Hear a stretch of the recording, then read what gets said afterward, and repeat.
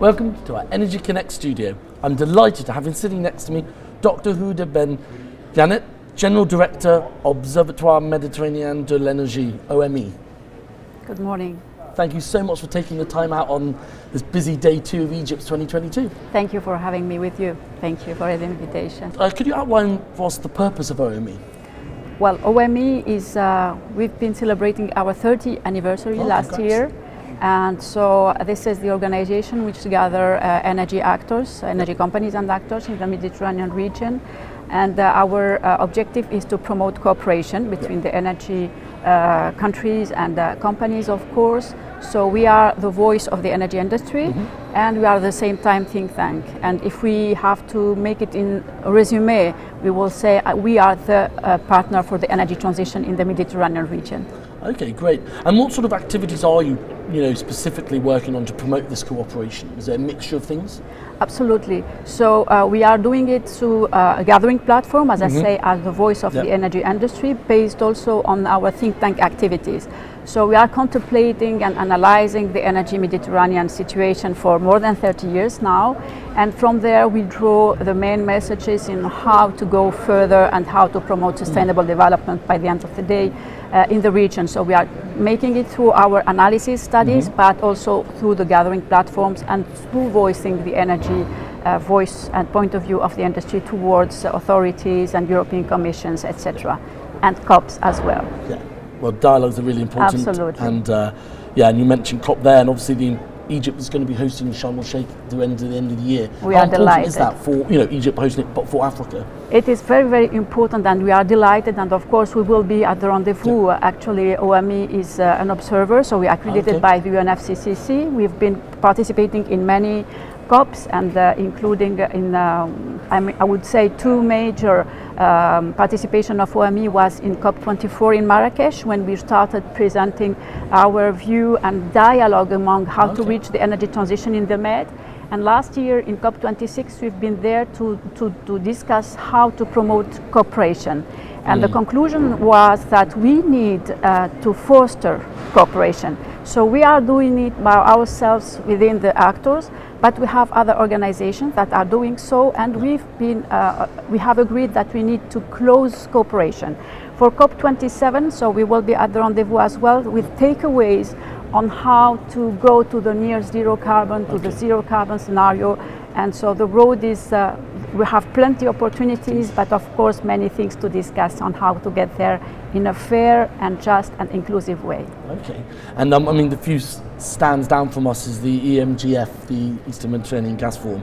How do you intend to work with them? And that's what you were saying about other bodies that are trying to get cooperation and working in the region. Absolutely, we are delighted that EMGF is now here as a player as well. So as OME, we cover the whole Mediterranean region. So we have both what we call North Med, which is the European Union part, and the South Med. And so, of course, East Med is one of the main part of the region. And for OME, we are dealing with all energies. And for us, we believe, and we started by believing that natural gas is going to play and have played and will continue to play the leading role.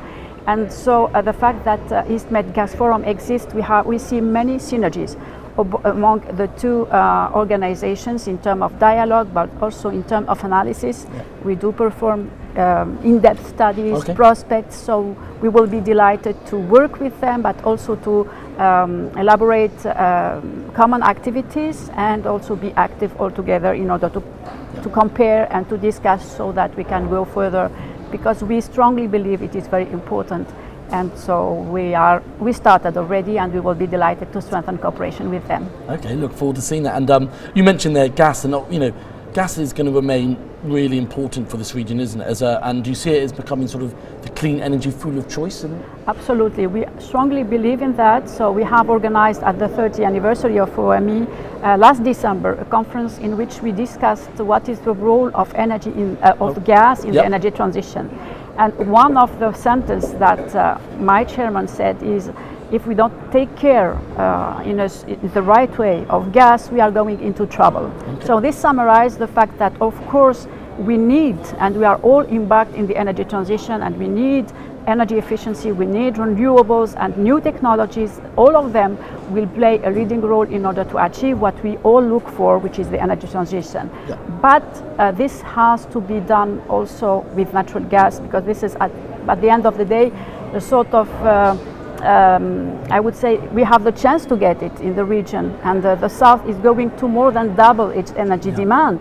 So the economic growth is there, the population growth is there, and so needs are important, and we are starting from a level which, if we compare the energy consumption between the north and the south, for example, we are really at a lower level, so electricity or energy. So there is a huge need, and in order to go there, the safer way is to make a good balance and to play with all what we have, and natural gas will definitely play and have to play a leading role. Again, not against, but with renewables, energy efficiency, and the new technology. Yeah. That's interesting. And we're here at Egypt's 2022. How do you see the strategic dialogue at Egypt's shaping the move to this more sustainable oil and gas industry from the panels and everything you see? So I had the honor to participate to a panel yesterday of international organization, but I've been, of course, listening to all the high-level ministerial discussion, and also to the word that was given by His Excellency President El-Sisi. And all of them converge in that the fact that we need to foster dialogue and cooperation from all actors, from ministers, from government, from industry. So, and this is really the place to be. We need to gather, we need to discuss, we need to bring different points of view. And this is not my first. This is not my first Egypt, and I see that we are going faster. So I'm really very delighted. From one time to the other, I see that things are happening, and these things are going better. But of course, we are in the same time in front of many uncertainties and but it is only with trust, with dialogue, with trust, and with a vision of fair and inclusive way forward that we can make things happen to everybody in a better way. It's good with backdrop of a global pandemic. Good to have Egypt's back in person. Absolutely. So I look forward to the next. Super. And this sort of final one. I mean, as you said, open dialogue is really important. But what steps do you think this region needs to take? On climate change in terms of energy efficiency, but also carbon emissions. Absolutely. As I said when I talked, there are many solutions, no one against the other. Actually, what we did recently, and we are updating our works to see in how would the NDCs, within the COP translate in the Mediterranean. Okay. And so if we only go with the unconditional NDCs, which looks like reality, because this is where the countries are saying, I will do whatever the situation is, we are really going to a trouble. Why is this?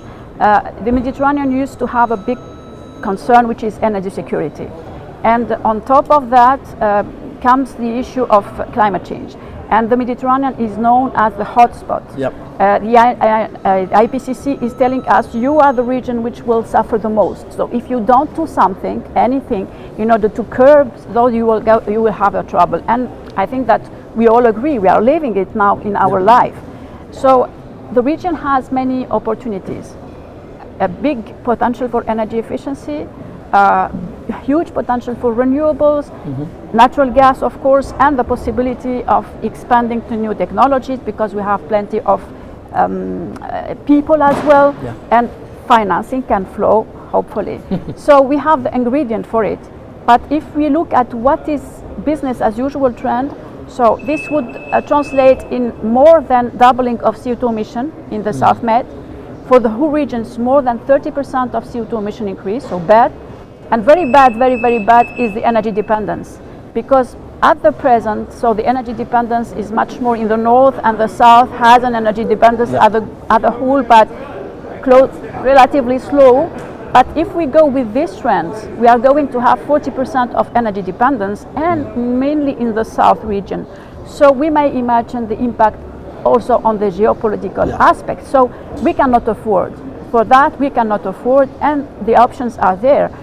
Improving the energy efficiency will be able to reduce by 50% the energy or avoid the energy emissions. So we need to invest in energy efficiency. We need to invest in renewables. We need to count on gas in order to make the transition smooth, and of course to investigate the new technologies. CCUS can play a role. Hydrogen can play a role. So we can go there. But of course, in order to get there, we need to adapt. We need to have the way is long. The way is not that easy, but it is there when we see that the role of dialogue, the role of regional cooperation, the role of trust, in order to have all the elements that allow to reach that goal, and not unfortunately that we might met in few years and see that what happened is the business as usual scenario, which we don't want. No. There are so many possibilities that there is no room to fight against each other. Let's work all together and we can make it happen. Well, and I very much look for COP27 again.